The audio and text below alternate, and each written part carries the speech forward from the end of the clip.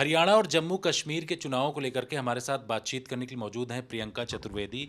सुबह सुबह ये देखा गया कि कांग्रेस मुख्यालय में ढोल नगाड़े पटाखे ये सब मिठाइयाँ बँट रही थी, लेकिन अचानक से हरियाणा का रिजल्ट एकदम से बदल गया। हाँ, और देखने लायक है कि एग्ज़िट पोल्स कुछ बता रहे थे और एग्ज़िट पोल्स के विरोधी ये नतीजे आए हैं। तो इसलिए बार-बार मैं यही कहती हूँ कि एग्ज़िट पोल्स के अनुसार चुनावी रणनीति ना बनाएँ। पर ख़ैर जो हुआ है, third term Bharatiya Janata party जीती है। पहले तो वो बधाई के पात्र हैं कि उन्होंने इतनी एंटी इनकम्बेंसी होने के बावजूद, 10 साल सत्ता में रहने के बावजूद, जनता का आक्रोश होने के बावजूद भी जनता ने उन पे विश्वास जताया है। उनकी चुनावी रणनीति सक्सेसफुल रही है, तो उनको बधाई देना चाहूँगी। साथ ही साथ कहीं ना कहीं अब और जम्मू और कश्मीर में इंडिया अलायंस की जीत हुई है, तो वो जो 10 साल चुनाव नहीं हुए जम्मू और कश्मीर में, और भारतीय जनता पार्टी ये परोस करने की कोशिश कर रही थी, जम्मू और कश्मीर का माहौल बहुत अच्छा बना दिया उन्हें, वो वहाँ की जनता ने भी उनको जवाब दे दिया है। इंडिया अलायंस जीती है और वहाँ पे सरकार बनाएगी।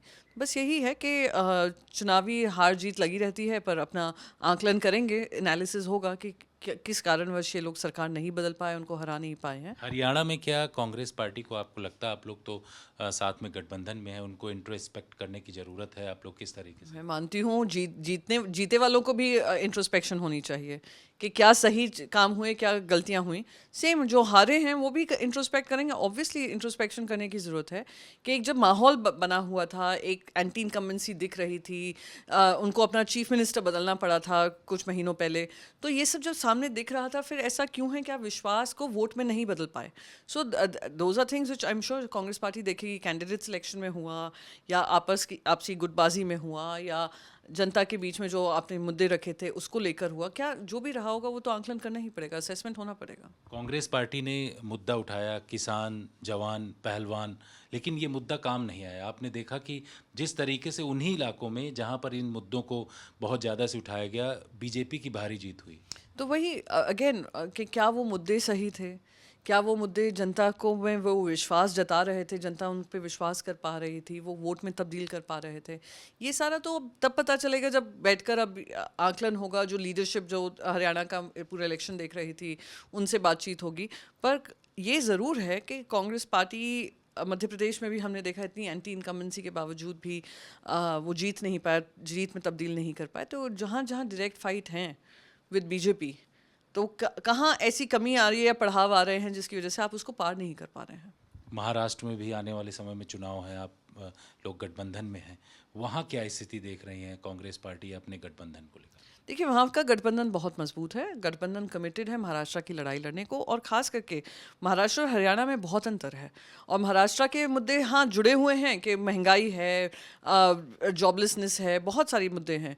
पर साथ ही साथ जिस तरीके से भारतीय जनता पार्टी ने दिल्ली के सत्ता बल का इस्तेमाल कर कर, संविधान को दरकिनार कर कर, दो राज्य स्तर की पार्टियों को तोड़ने का काम किया, सरकार गिराने का काम किया, परिवार में फूट डाली, परिवार में आपसी लड़ाई करवाई सत्ता में रहने के लिए, तो ये कहीं ये जो चीज़ें हैं, ये महाराष्ट्र की जनता को अच्छी नहीं लगी हैं।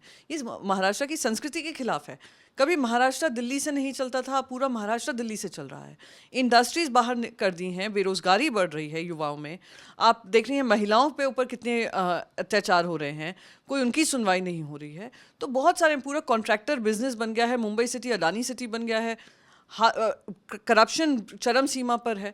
तो ये सारे मुद्दे हैं जो हम जनता के बीच जाकर लेंगे, और लोकसभा चुनाव में आपने देखा है, और हम उस कॉन्फिडेंस से नहीं बोल रही हूँ मैं, या ओवर कॉन्फिडेंस से नहीं बोल रही हूँ, ये जनता का जो विश्वास है कि बदलाव लाना है, उसको लेकर हम चलेंगे और वो बदलाव हम करेंगे। हरियाणा को लेकर के बीजेपी की कुछ नेताओं की तरफ से कहा जा रहा है कि कांग्रेस जो मुद्दा उठा रही थी, आरक्षण हो, जाति जनगणना, ये तमाम, ये उसके सारे मुद्दे फेल हुए। ये लोग कोई जीनियस होंगे जिन्होंने डिसाइड कर लिया कि किस वजह से ये लोग फेल हुए, कौन पास हुआ।